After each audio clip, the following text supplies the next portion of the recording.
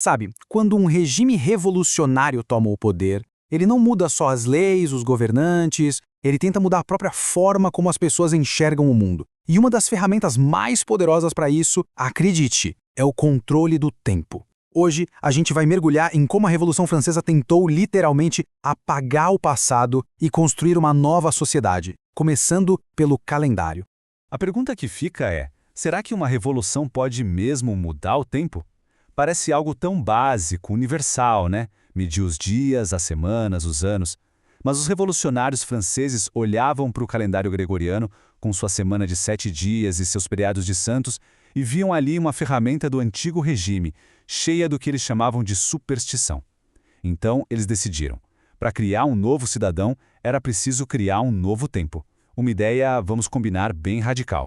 Então, antes mesmo de criar um calendário inteiramente novo, do zero, a primeira jogada dos revolucionários foi mais simbólica, mas igualmente poderosa. Eles decidiram reiniciar a contagem dos anos. A ideia era criar um ponto de virada, bem claro, um ano zero para a Nova França.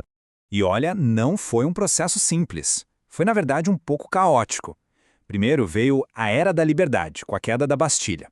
Depois, para simplificar, tentaram alinhar o Ano Novo com o 1º de janeiro. Aí, com a queda da monarquia, surgiu outra ideia, o Ano I da Igualdade. Foi uma confusão, até que, finalmente, com a proclamação da República, eles bateram um martelo na data que seria a base de tudo. E essa mudança não ficou só no discurso, não. Dá uma olhada nessas moedas. De um lado, o ano tradicional, 1792. Mas do outro, a nova data, Ano 4 da Liberdade. Por um tempo, o velho e o novo tempo andaram juntos lado a lado, marcando essa transição ideológica até no dinheiro que o povo usava todo santo dia. Mudar o número do ano era um começo, mas para eles era pouco. A ambição revolucionária era, bem, muito maior.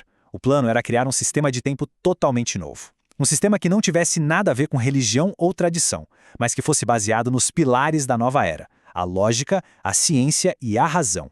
Um calendário feito sob medida para a República. O calendário republicano foi pensado para ser uma ruptura total. O objetivo era bem claro: limpar a sociedade da superstição e da escuridão do passado.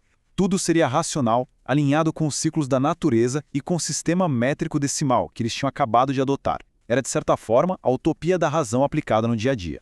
E a estrutura era radicalmente diferente. Dá para ter uma boa ideia olhando essa tabela.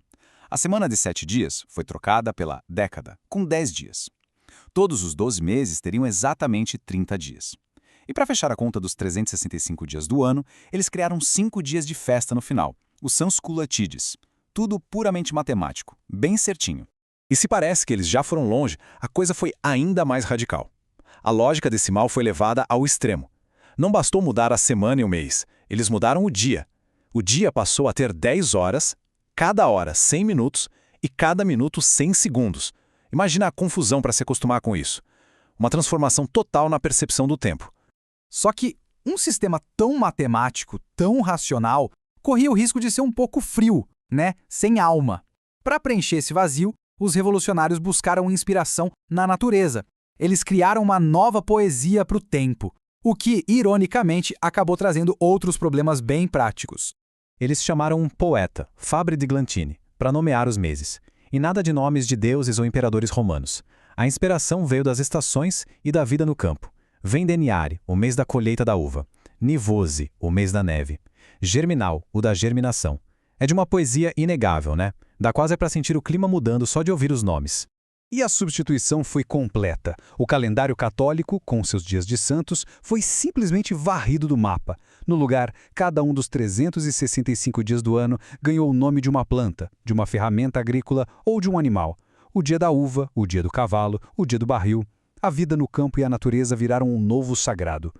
Claro que uma mudança dessas ia gerar conflito. E essa citação de um deputado da época, Lanjuinais, resume o choque perfeitamente. Ele questiona por que o Natal, uma data tão importante, no novo calendário se tornou o Dia do Cão. Para muita gente, isso não era só uma troca de nomes, era um desrespeito, um sacrilégio. E além da briga cultural, tinha resistência na prática. A tal década de 10 dias foi um desastre para os trabalhadores. Pensa bem, antes se trabalhava 6 dias e descansava 1. De repente, eram 9 dias de trabalho direto para ter 1 de folga. O cansaço e a insatisfação do povo foram gigantes, o que minou totalmente a aceitação do calendário. Então, com toda essa resistência e com esses problemas práticos, não é surpresa que o calendário republicano teve uma vida bem curta. Apesar de todo o esforço e da sua lógica elegante, ele não durou. Mas a ideia central por trás dele, essa sim continuou a ecoar pela história.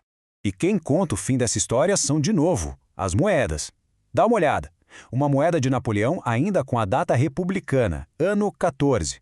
E logo depois outra, já com o bom e velho 1806.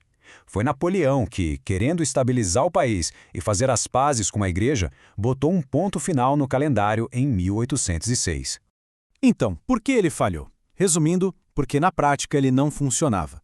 Tinha a resistência cultural e religiosa, a semana de trabalho era impopular e, um ponto-chave, ele isolava a França do resto do mundo, que obviamente continuava usando o calendário gregoriano.